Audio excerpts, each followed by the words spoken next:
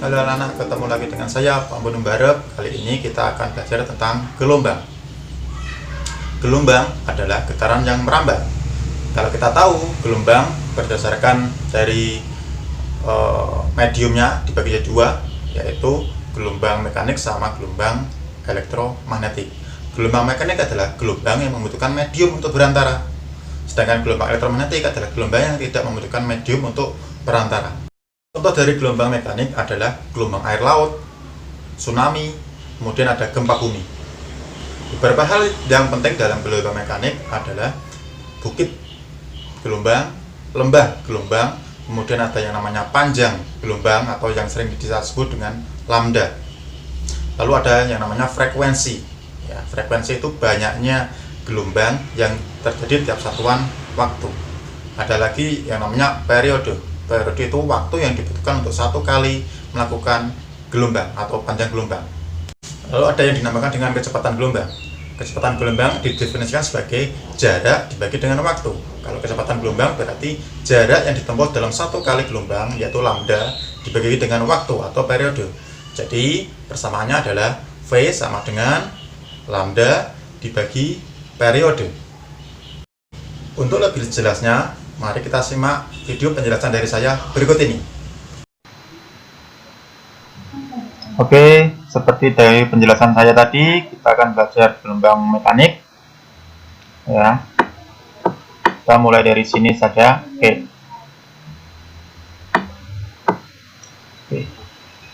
Jadi apa itu gelombang? Gelombang adalah getaran yang merambat. Jenis-jenis gelombangnya tadi saya bilang ada dua macam, yaitu gelombang mekanik sama elektromagnetik berdasarkan mediumnya ya. Jadi ini diingat berdasarkan medium. Berdasarkan mediumnya atau ya perantaranya ada dua, yaitu mekanik sama elektromagnetik. Contoh mekanik tadi gelombang bunyi dan air. Kalau elektromagnetik ada gelombang cahaya, sinar X, gelombang radio. Kemudian berdasarkan arah getarnya, gelombang dibedakan menjadi dua juga, yaitu ada yang gelombang transversal, di gelombang transversal sama gelombang longitudinal. Berdasarkan amplitudenya, gelombang terbagi menjadi dua, yaitu gelombang berjalan sama gelombang stasioner. Kalau tadi berdasarkan mediumnya atau perantaranya, tadi ada mekanik sama elektromagnetik. Kita fokuskan ke gelombang transversal di sini. Nah, ini adalah yang saya bilang tadi contoh dari penggunaan gelombang transversal, yaitu gelombang yang arah getarnya tegak lurus dengan arah rambatan. Gelombang yang arah getarnya tegak lurus dengan arah rambatan. Arah getarnya adalah naik turun. Ya, arah getarnya adalah naik turun. Dengan arah rambatnya adalah ke kanan di sini ya gambarnya. Arah rambatnya adalah ke kanan. Nah. Kemudian lambda di sini adalah jarak satu panjang gelombang, yaitu panjang gelombang disebut satu lambda. Simbolnya seperti ini. Ya. Jadi jarak puncak ke puncak itu namanya satu lambda. Jadi misalkan di sini diukur 5 meter, berarti ya lambdanya 5 meter. Nah, ini ciri-ciri khasnya. Ya. Ciri khasnya puncak adalah ya titik tertinggi. Ini namanya puncak. Di sini namanya puncak. Dasar gelombang adalah titik terendah. Ini dasar gelombang. Bukit gelombang, ini bukit. Kemudian ada lembah gelombang. Ini lembah. Oke. Terus ada yang namanya amplitudo. Amplitudo simpangan yang paling besar. Simpangan yang paling besar. Ini sampai sini namanya amplitude.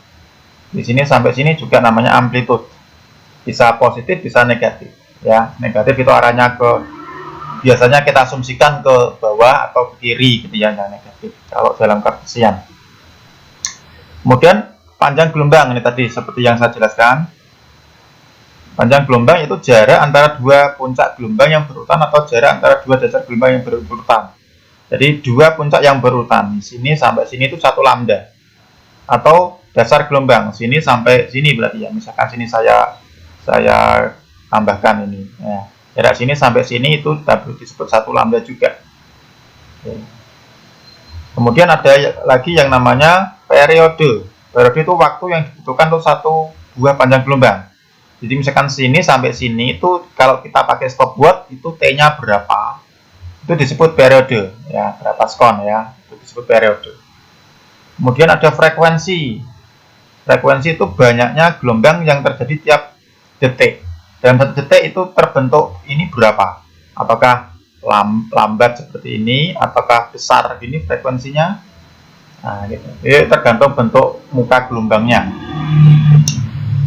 Oke, kita lanjut ke longitudinal hampir sama ya. Kalau longitudinal itu arah getarnya searah. Kalau tadi tegak lurus, yang ini arah getarnya adalah searah. Karena arah getarnya kanan kiri, maka rambatnya juga ke kanan atau ke kiri.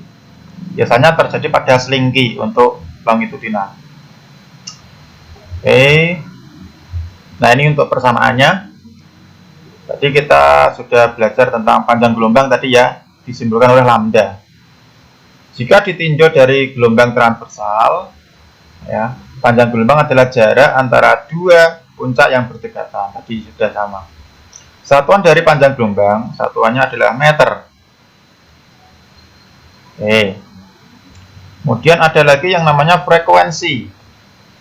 Frekuensi adalah banyaknya gelombang, kalau kita rumuskan adalah N, ya, N banyaknya gelombang dibagi dengan T, waktu yang terbentuk, waktu yang dibutuhkan gitu ya. Jadi N ini banyaknya gelombang, T adalah waktu. Satuan dari frekuensi adalah Hertz. Oke. Satuan dari frekuensi adalah Hertz atau sepersekon. Lalu ada yang disebut dengan periode gelombang. Periode itu tadi waktu yang dibutuhkan untuk satu kali melakukan panjang gelombang. Atau persamaannya adalah T dibagi dengan N.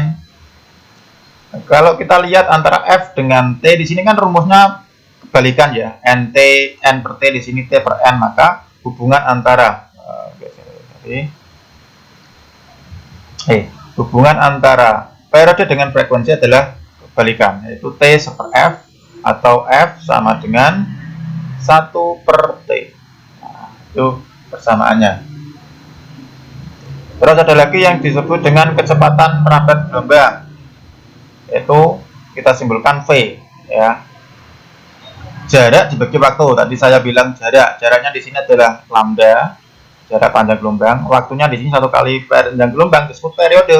Berarti V adalah lambda dibagi periode, atau boleh ditulis lambda dikali frekuensi. Kenapa frekuensi? Karena tadi frekuensi dengan periode adalah berbanding terbalik. Oke, jadi rumusnya V sama dengan lambda kali frekuensi atau lambda per periode. Satuan dari panjang gelombang, merambat gelombang, satuannya adalah meter per sekon dalam SI ya. Nah, ini ada satuannya. Oke. Kemudian banyak disebut juga dengan fase dan beda fase. Apa itu fase dan beda fase? Fase gelombang adalah keadaan gelombang yang berkaitan dengan simpangan dan arah rambat. Secara matematis, fase gelombang itu disimbolkan I sama dengan theta dibagi dengan 2pi. Ya. Ini pi gitu sama dengan theta dibagi 2pi. Ya. Dimana di sini pi adalah fase gelombang tanpa satuan, dengan theta adalah sudut fase, satuannya radian. Di sini dalam radian ya. Oke. Dua titik dikatakan sefase jika kedua titik memiliki jarak ini 1 lambda, 2 lambda, 3 lambda, ini sefase. Jadi misalkan saya gambarkan ini ya. Nah, misalkan gini. Jarak ini titik A dengan titik B, katakanlah ini kan jaraknya 1 lambda ini. A dengan B sefase berarti. Ini misalkan di sini ada titik C lagi. B dengan C kan juga 1 lambda di sini ya jaraknya ya. B dengan C juga sefase. Begitu terus seterusnya. Ini juga sefase. A dengan C sefase enggak? Sefase ya. A dengan D sefase enggak? Sefase, karena di sini jaraknya bilangan B bilangan bulat bilangan asli dari lambda, ya, selisihnya. Jadi di sini kedua titik akan memiliki amplitudo dan arah gerak yang sama. Ini kan amplitudenya 0 nih, arahnya mau ke atas. Ini juga sama, amplitudenya 0, arahnya mau ke atas. Ini sama, amplitudenya 0, arahnya mau ke atas. Kan gitu ya. Misalkan ini kita ke atas dulu, baru ke bawah.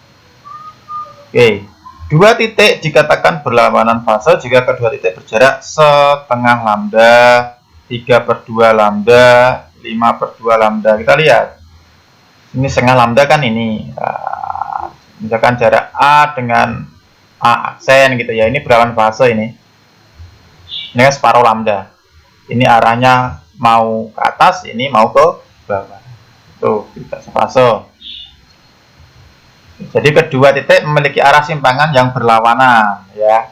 Walaupun sama besar, nilainya 0 tadi ya. Yang satu arah ke atas, yang satu arah ke bawah.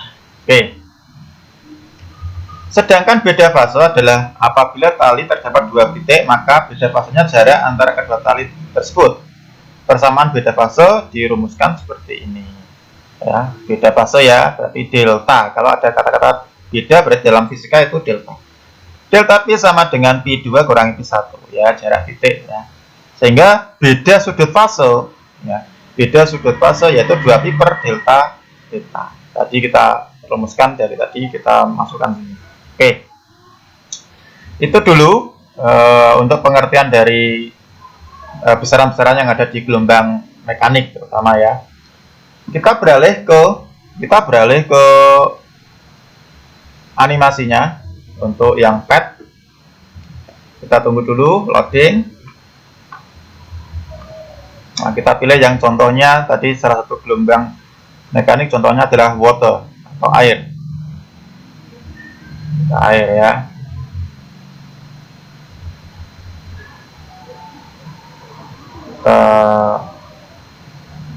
Nah, gini biar lebih enak. Kita on kan di sini, kita isi air penuh. Ini dilihat dari atas ya view-nya. Kalau kita lihat dari samping gini. Oke, kita lihat dari samping. Ini frekuensinya normal gitu ya, amplitudenya sekian gitu. Kalau kita amplitudenya kita buat lebih lemah bisa. Nah, kita buat lebih lemah. Kita lihat lebih lemah ini. Jadi gelombangnya yang terbentuk kecil. Kalau amplitudenya kita perbesar, maka gelombang yang terbentuk juga lebih besar. Ya, besarnya frekuensinya, misalkan kita lihat frekuensinya kita buat cepat gitu ya, maksimum ya, maka lebih rapat nanti, maka lebih rapat. Oh, lebih rapat ini, lebih rapat ya. Kalau kita frekuensinya kita perkecil, frekuensinya kita perkecil, nah, maka bentuk dari gelombangnya di sini lebih lama, gitu ya, tidak lebih renggang gitu, tidak rapat. Mungkin kita bisa lihat grafiknya juga, grafiknya. Nah, ini grafiknya ya. Kita lihat grafiknya di sini. Ini water level. Amplitudenya di sini posisi x-nya gitu ya. Oke, kita lihat gelombangnya terbentuk di sini. Kita perbesar lagi frekuensinya. Kita perbesar lagi. Nah, terbentuk ini. Nah, ini sudah terbentuk. Bisa dilihat anak-anak ya. Ini adalah penjelasan tentang gelombang mekanik. Jadi besaran-besaran yang harus diperhatikan tadi ada yang namanya lambda, panjang gelombang, dari puncak ke puncak gitu ya. Ada yang namanya frekuensi, itu kerapatan di sini ya. Ada yang disebut kecepatan juga, antara hubungan antara lambda dengan frekuensi atau periode. Oke, mungkin itu dulu penjelasan dari saya ya. Semoga anak-anak tetap menjaga protokol kesehatan di musim seperti ini. Oke. Semangat belajar fisika, saya akhiri. Assalamualaikum warahmatullahi wabarakatuh. Gimana adik-adik penjelasannya? Semoga bermanfaat buat kalian ya. Kita ketemu lagi di materi berikutnya. Salam fisika.